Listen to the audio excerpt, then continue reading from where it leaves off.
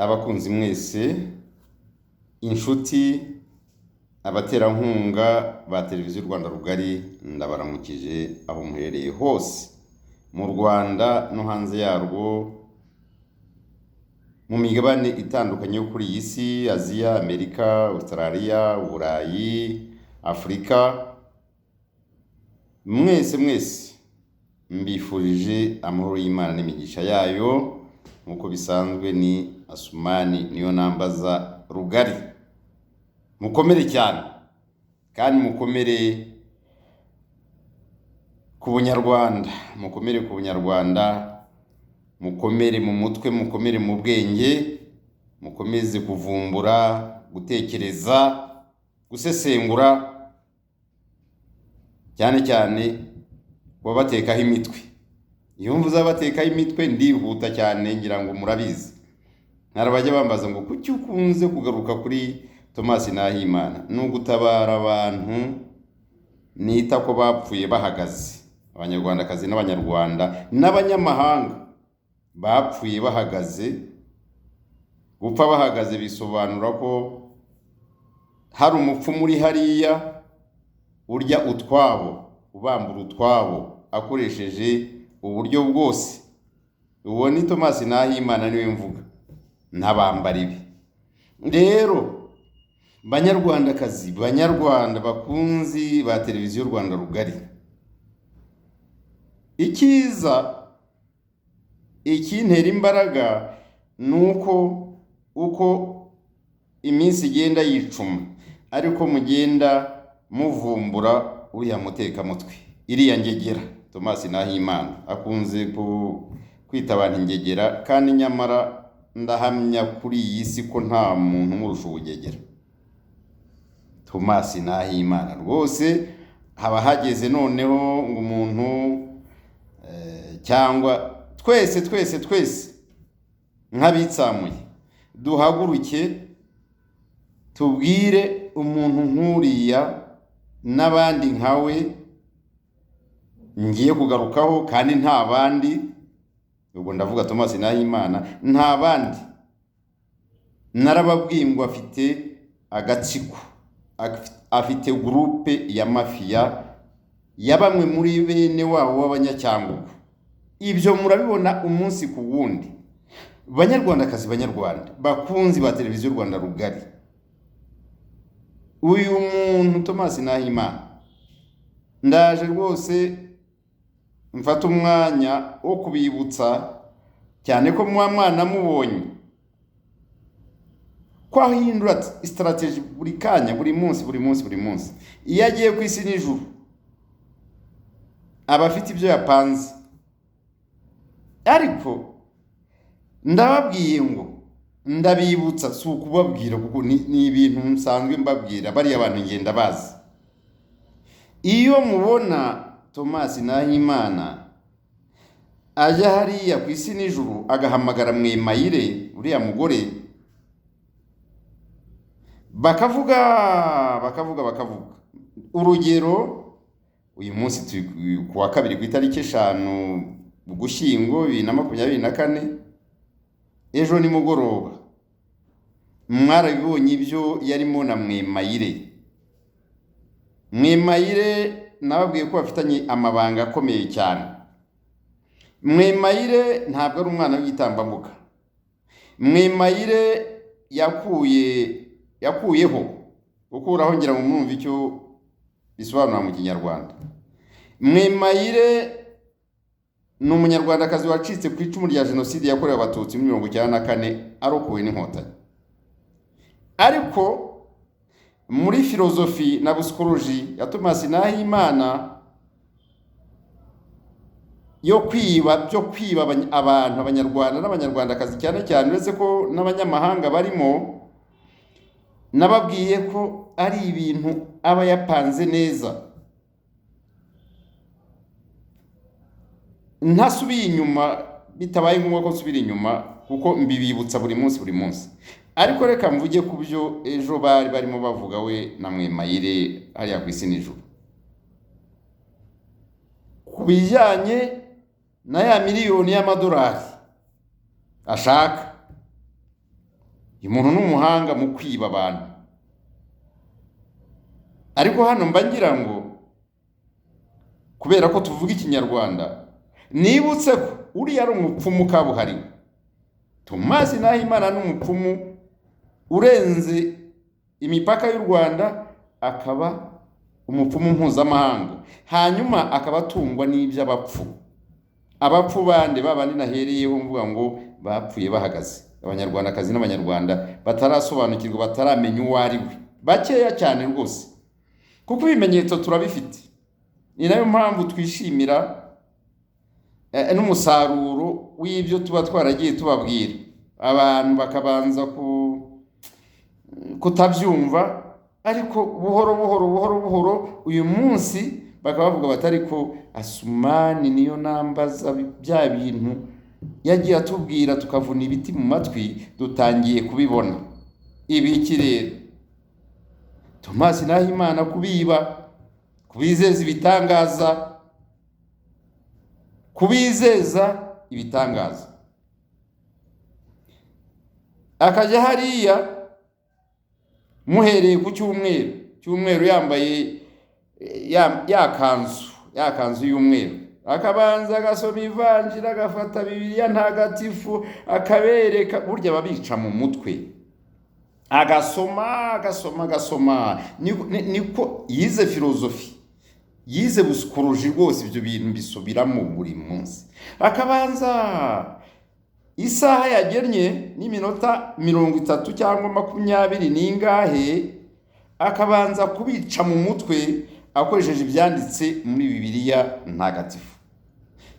Yagera mu minota ya nyuma akaza muri politiki ye ipfuye y'ubugoryi, ariko bugamije ubujura,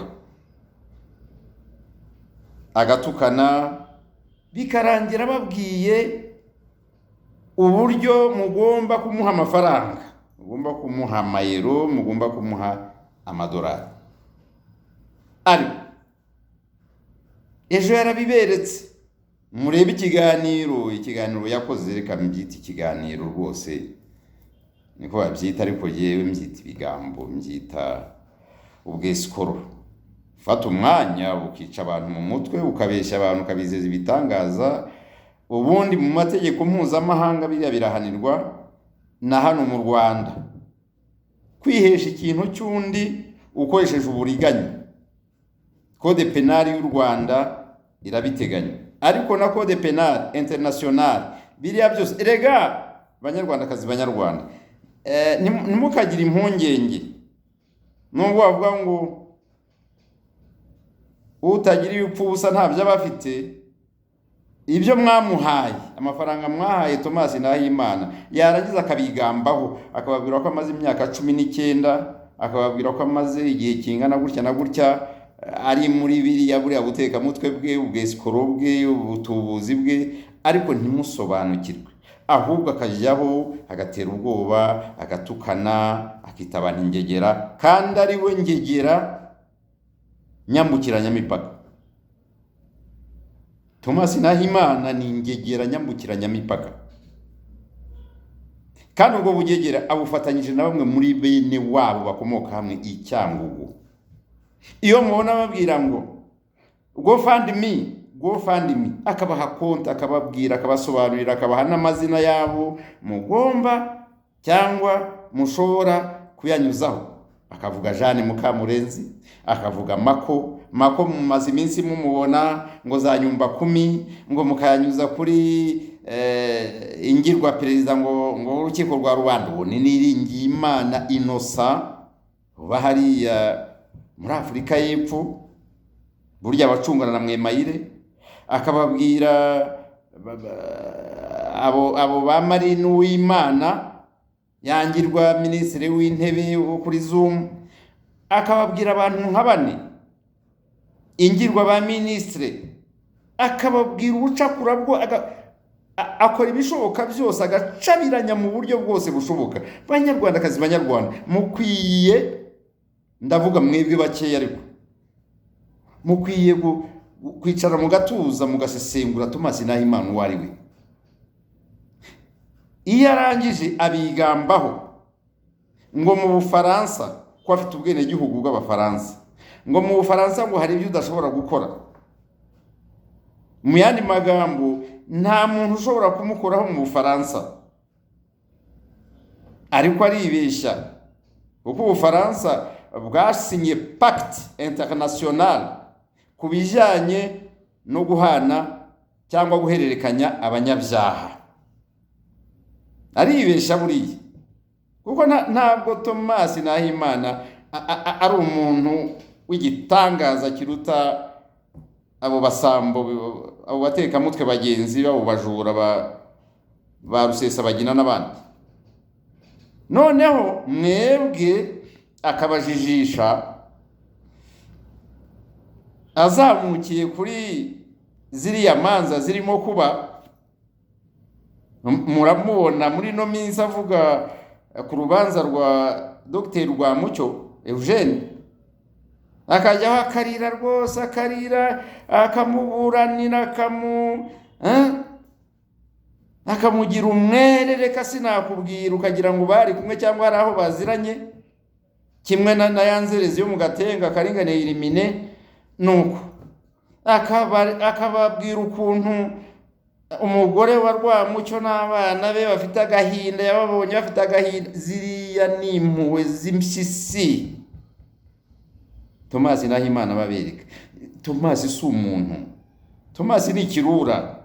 Iriya foto ye njya nkoresha hariya, ntimukagire ngo hari ikindi bisobanura. Isikoro, umugome, mutekamutwe, mutubuzi, ibibi byose arabyambaye. Akabanza akabica mu mutwe, akabagaragariza rwose, akavuga ukuntu yababajwe n'amarira umugore wa Rwamucyo Eugene n'abana be bari bafite nyuma y'uko akatirwa, nyuma y'uko urukiko rwa rubanda i Paris rutangaje umwanzuro warwo. Ariko bikarangira avuze ngo nimushake 10,000 byo guha umuryango wa Rwamucyo, umugore we n'abana. Murumva icyo bisobanura mwa Abanyarwandakazi n'Abanyarwanda mwe bakeya mukiri mu nzozi mutarasobanukirwa kiriya gisambo, iriya ngegera Thomas Nahimana. Ati muyanyuzeho, uriya acuruza buri kimwe cyose gishoboka. Thomas Nahimana acuruza igishoboka cyose kugira ngo abone amafaranga. Bikarangira ati dore hamaze kuboneka aya n'aya. Kubera ko mwebwe mutajya mufata umwanya wo kumwumva no kumukurikira no kumusesengura kugira ngo mugire icyo muvana mu byo avuga, ntimubimenya. Ntabwo mubimenye. Akavuga ati yewe nta wankura hano mu Bufaransa. Hari icyo bisobanura ngo nta wamukura mu Bufaransa, nta cyamushyigura mu Bufaransa. Reka tubyemere. None si icyo bisobanura n'iki ubwo ngubwo? Niba nta cyamushyigura mu Bufaransa rero, ariko ababwira ngo ni mumuha amafaranga, hanyuma se muramuha ayo kujya hehe kandi adashobora kuva mu Bufaransa? Muramuha se ayo kugira gute? Ati nta wankura hano mu Bufaransa. Ariko ntaravuga ati Ubufaransa, iki kino gihugu cy'Ubufaransa kizankura hano kigende kintereke i Kigali ku butegetsi. Bya bindi baba babeshya ngo arota ngo ubutegetsi, nyamara akibagirwa ko kabone nubwo afite ubwenegihugu bw'Ubufaransa. Ubusaba maze abo ibihugu bitandukanye n'imigabane itandukanye bohereje mu Rwanda kandi bafite ubwenegihugu bw'ibyo bihugu niyo migabane bari mu bangana iki, ku buryo Nahimana we isaha yose adashobora kuba extradé, sorry, babyita extraction, extradé, kumugemura, kandi bitinde bitebuke azaza. Mu mategeko mpuzamahanga babyita expulsion, kuguhambiriza ukagenda. kandi bigakorwa kabone nubwo waba wariyorobetse cyangwa warakoze za maguye cyangwa uburyarya nk'ubwo nyine akoresha, ukabona ubwenegihugu bw'icyo gihugu. Barabanza bakabukwambura, hanyuma bakaguha amasaha, icyo bita expulsion. Niko murabibona, murabizi ibyo bita guhambiriza umuntu amasaha 28. Ariko uyu we ntabwo ruhavure, navuye ngo ruhavure ntabwo ari Rusizi, ntabwo ari kuri Nzahaha, nta nubwo mu Bufaransa, ku butaka bw'Ubufaransa ari mu Rwanda, nyamara ni umunyarwanda. Ibyaba yirata yigaragura, abeshya abantu, yiyemera cyane, atukana, atega abantu iminsi, atera ubwoba abantu bamuha amafaranga, byose arabizi neza ku isaha iyo ari yo yose mushobora kuzamwumva cyangwa kuzamubona ari hano i Kigali. Ntakaba kange Thomas Nahimana nta kintu ari cyo. Ibintu byo guhora babeshya kanga tahindura imivuno. Mwema urabivugaho iki? Mwemayire narababwiye ngo uriya ni umugore w'igikoresho w'inkotsa ukomeye cyane. Abazi gukina dame murabizi, pion ni iturufu cyangwa amakarita, ni iturufu Thomas Nahimana akinisha. Ariko mutegereze, ntabwo ari kera, kuko Mwemayire ni umunyabwenge, ni inshakura, ni inshabiranya, kubera ubuzima yabayemo. Yarabibwiriye ngo ku itariki ya 6 z'ukwa 4 nijoro muri 1994 yaribereye mu kabyiniro nyine. Narababwiye ngo Mwemayire ni umukecuru w'imyaka 52, ntacya gisova. Ntabwo Mwemayire n'abana be, ubu sinshobora kubavuga amazina, ariko ndabazi, kubacuruza kugira ngo abone cash, kugira ngo ubone $, kugira ngo ubone amayero, ibyo ntacyo bimubwiye. Thomas rero arabizi, niyo mpamvu mubona yabaye intyoza, niyo mpamvu mubona Mwema minister, Mwema na ingirwa minister, Mwema yabaye Mwema. Ariko Mwemayire uriya nawe akabacungira hano, biya yarabamenye. Ndabizi neza ko abanyacyangugu iriya groupe ya mafia ya Thomas Nahimana, Mwemayire yizi neza cyane. Azi uburyo abajera, azi uburyo arekoruta, bafasha kurekoruta.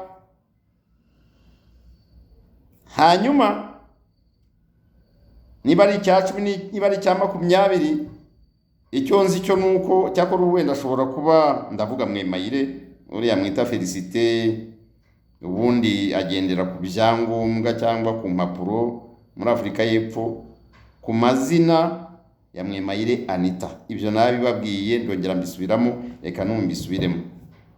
We arabizi neza azi ibyarimo, azi ibyo akora, nta kindi kimutunga ni biriya. Noneho ku mibanire ye na Thomas Nahimana, shobora kuba yaranamwongeje, asigaye amuhemba nk'amadolari 700, ibintu nk'ibyo ngibyo.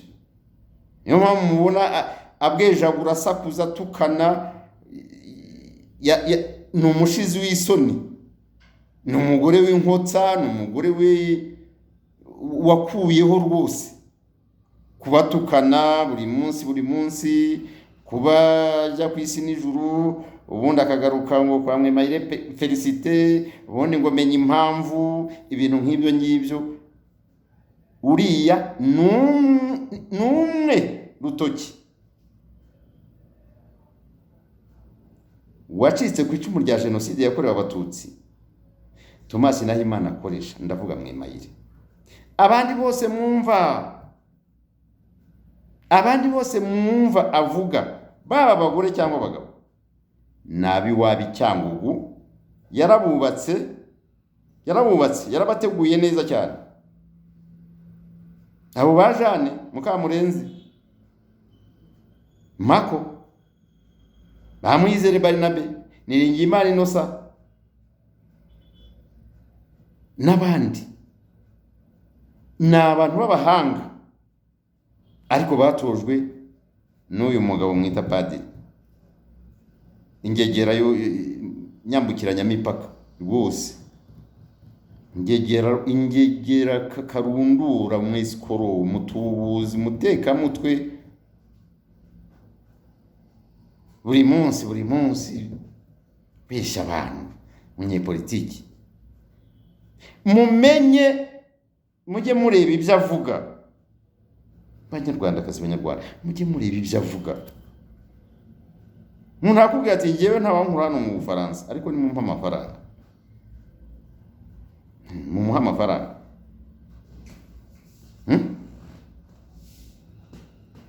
Mumuha amafaranga nyine. Ariko Nyarwanda nibyo yavuze ati inda nini muyima amayira. Inda nini rero ni Thomas Nahimana, mumwima amafaranga. Ibyo nabasezerije ni ukubaburira mwebwe mutaramusobanukirwa. Hanyuma uwe Thomas n'andi mabandi n'abandi batekamutwe bagenzi be, abanyomoza barabeshya, byo barimo bababeshya reka. Ntabwo ari ukubinginga mwebwe mbwira, ahubwo ni ukubaburira, kandi ni inshingano yanjye. Nabwiye ngo bari abantu ndabazi, yamvuze Thomas Nahimana, eventuellement mvuga ba Jean Paul Ntagara. Abo ba Jean Paul turayishimiye. Nabwiye mu kiganiro giheruka uburyo nani uriya Kayumba Nyamwasa yakoze nka Thomas Nahimana neza, abasarura amakayabo. Ibyo byaravuzwe birangira ayiguriye amakamyo. Ubwo kandi bakaba babiziranyeho we na Thomas Nahimana, barakoranirika. Aba ni abantu babateka mutwe b'Abesikoro mpuzamahanga, nyambukiranyamipaka. So mwitonde rero, mwitonde. Kwigisha no guhozaho, umuburo ugomba guhoraho, kuburira abantu bigomba guhoraho. Thomas Bujyari akiriza ayingona ngo rwamucyo hari n'undi. Ahubwo reka mbabwire rero noneho, nawe abyumvireho, ndabizi. Narababwiye ngo hari ubwo agira gutya akampamagara akambwira ngo waretse nkihahira. Nkabubwira ntoya, uri Umwesikoro, uri umutekamutwe Thomas Nahimana, sinzakwemerera gukomeza kwiba abantu rwose. Ntabwo nzabikwemerera na gato.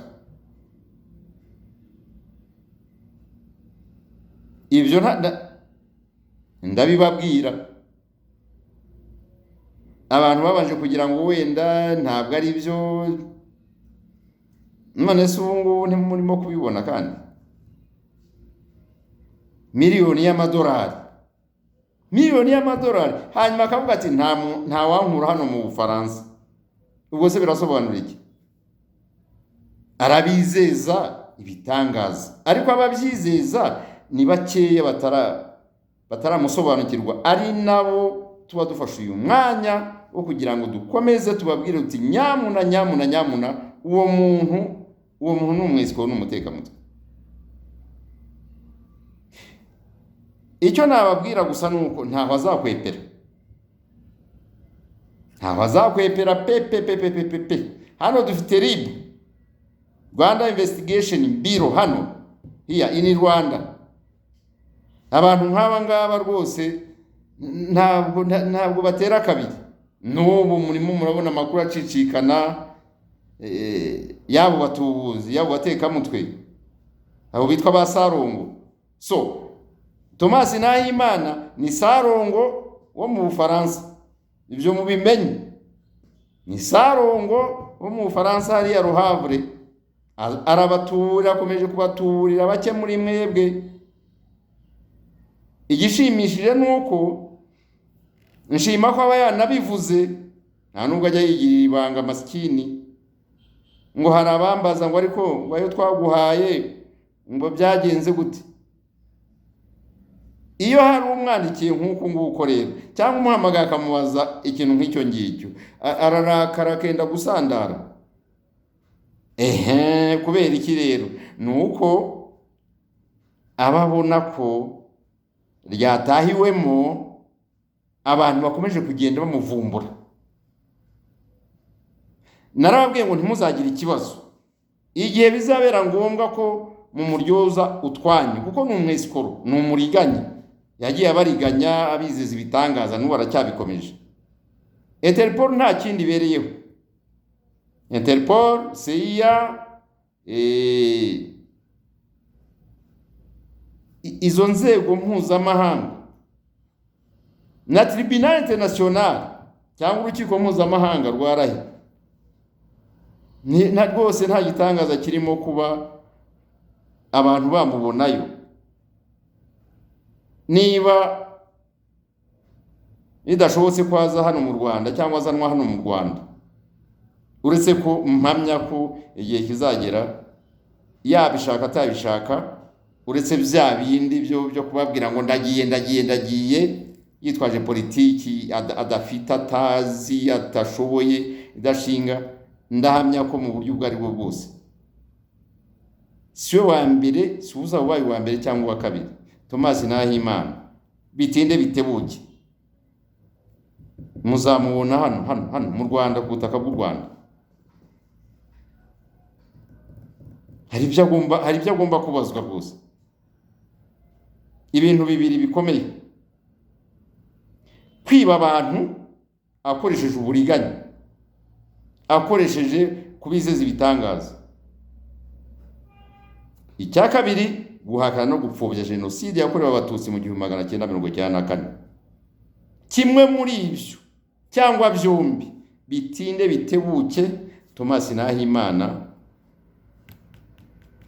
ibyo ni intandaro, ni impamvu zikomeye zituma haba ejo bundi, haba mu kwezi gutaha, haba mu mwaka utaha, yisanga hano i Kigali cyangwa ahandi, ariko ku butaka bw'u Rwanda amategeko agakora akazi kayo.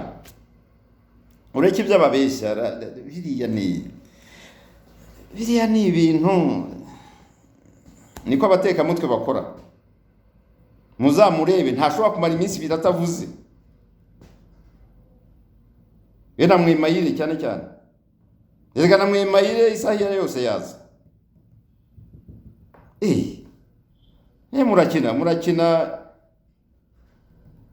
murakina n'igihugu mwebwe. Ntabwo ushobora kugambanira igihugu, ntabwo ushobora kuba uri umwene igihugu ngo ugire imyitwarire nk'iriya bizaguhire. Ubwo mbabwiye mbafashe uyu mwanya abanyarwandakazi, banyarwanda, iyi ngegera, uyu mujuri, uyu mutekamutwe Thomas Nahimana ntakomeze kubiba. Jubundi yaravuze ngo arashaka ko uyu mwaka 2024 ngo urangira miliyoni y'amadolari yarayibonye. Mama we, yarayibonye. Abafite amafaranga yo gutera inyoni, ibyo ni akazi kabo. Ariko igishimishije nuko benshi barimo bamaze gusobanukirwa. Nk'umutekamutwe abari mu bwonko gute? Nk'umujura Thomas niki? Kuba yarize psychologie na philosophie na theologie, ibyo gusa akabigira intwaro yo kubiba, yo kubiba. Mukwiye kuzamura imyumvire mugira amahoro y'Imana.